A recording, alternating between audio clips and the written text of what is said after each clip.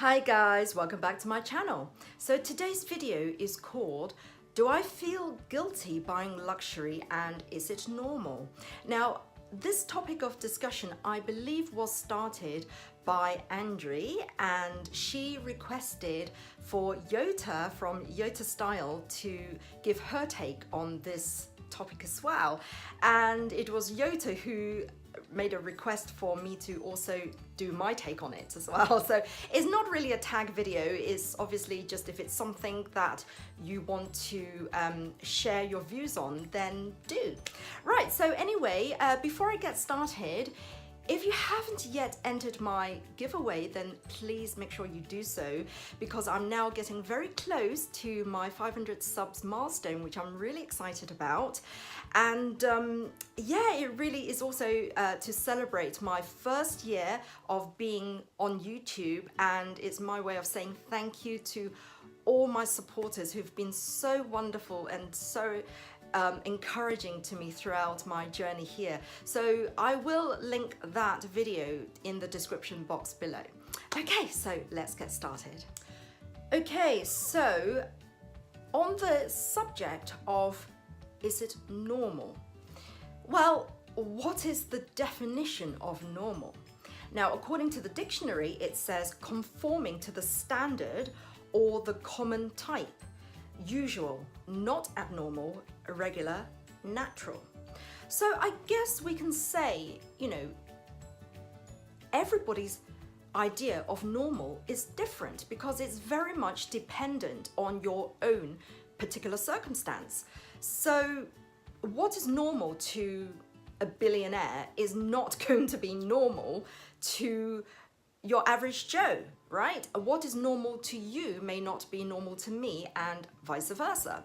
So, and even just for myself, you know, what was normal to me 10 years ago is not normal for me now, because my lifestyle has changed. My way of thinking has changed. And, you know, what is normal for me now is not going to be the same normal in 5-10 years time. So it's constantly evolving. So I don't think you can have one standard of normal that's going to fit everybody. Okay, so that's that. Now, in terms of do I feel guilty buying luxury, the answer is no, I do not.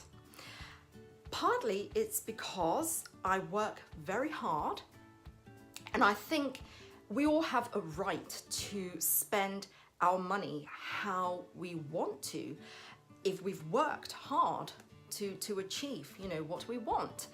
And also, I think for me, let's say, you know, going back to many years ago, you know, I went through a long period of real financial struggle where every penny I earned went towards just simply paying bills and you know, just and living expenses. And then when I became a mother, it was all about my kids. And I went through many years of really not treating myself to anything at all.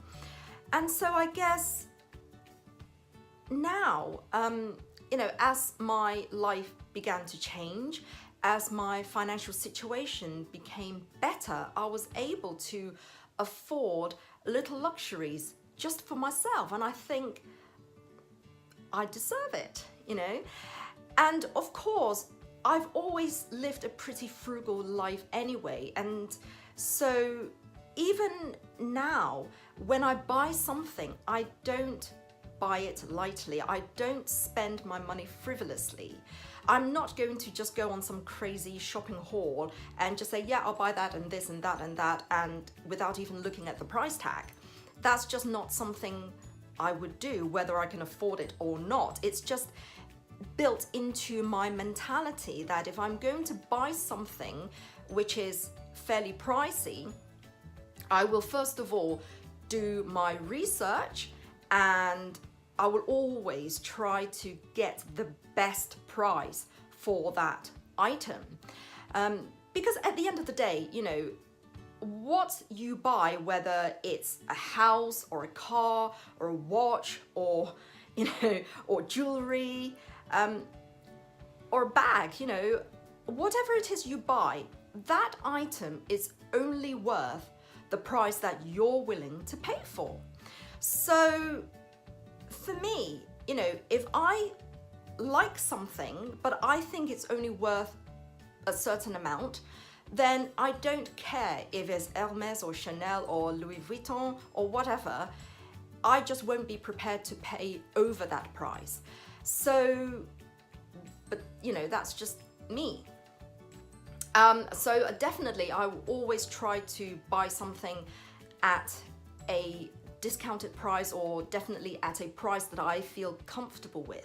Now, I know, and I'm very mindful of the fact that even when I buy something at a discounted price or on the pre-loved market, it's probably still a lot higher than what the average person would be prepared to pay. And that again goes back to what you think is that thing is worth to you. So for me, the price is what you pay, but the value is what you get. When you think about it, why do people go out to nice restaurants to eat and they'll pay a premium price, right? When they can probably cook the same meal at home at a fraction of the cost. Because what people are paying for is the convenience. It's for the experience of, being served. It's for the ambience of, being, let's say, having this candlelit dinner with your loved one, with your other half. It's all of that, okay? But people would be prepared to pay for that, when, of course, they could save a whole lot just by cooking the same meal at home.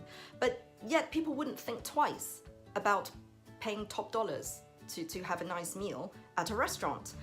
And, similarly, I know somebody who's a real animal lover, and she's got, I think, 4 dogs and 5 cats or something like that. So I can only imagine how much she pays on insurance alone and pet food, right? But yet it's worth it to her because it's what she loves, right? And, she doesn't afford going on holidays. I don't think she ever goes on holidays abroad because, first of all, it's the practicality of having to find somebody to look after all her pets, and it's going to cost an absolute bomb to put them all in a pet hotel or something, so that's just not going to work. So she never goes on any holidays at all, but her love and her passion are her pets, and no matter how much she spends on those pets, they are her babies, okay? So that's for her. And, for me, yes, I'm an animal lover as well, but I don't think I could spend that kind of money or commitment on having that number of pets. So I guess it's just whatever you feel is worth it to you. My joy is buying little luxuries, whether it's a bag or an SLG or a nice piece of jewelry. And that's what gives me joy. And I think, that's what matters. Like I said, the price is what I pay, but the value is what I get. Especially if I know it's something that I'm going to use for many years to come. And I will definitely get a lot of use out of it. So in terms of cost per wear, it really is not that much. So that's my take, really. And I think it would be wrong to judge anyone who spends their money on certain things that you might think is, excessive. Because, we all have different passions, and at the end of the day, life is very, very short, and if you are able to afford something that will give you a lot of joy, no matter how long or how short, then it's worth it. And, you know, nobody should judge you for that. So that's my take on this topic. So thank you, Yota, for requesting this video, and thank you to you for watching. And if you enjoyed it, then please do give me a like, because the more people that like my videos, the more visible I will be on YouTube. So I would really, really appreciate that. And of course, if you're new to my channel, please do consider subscribing to see what else I get up to. So until next time, take care and don't forget to smile. Bye-bye.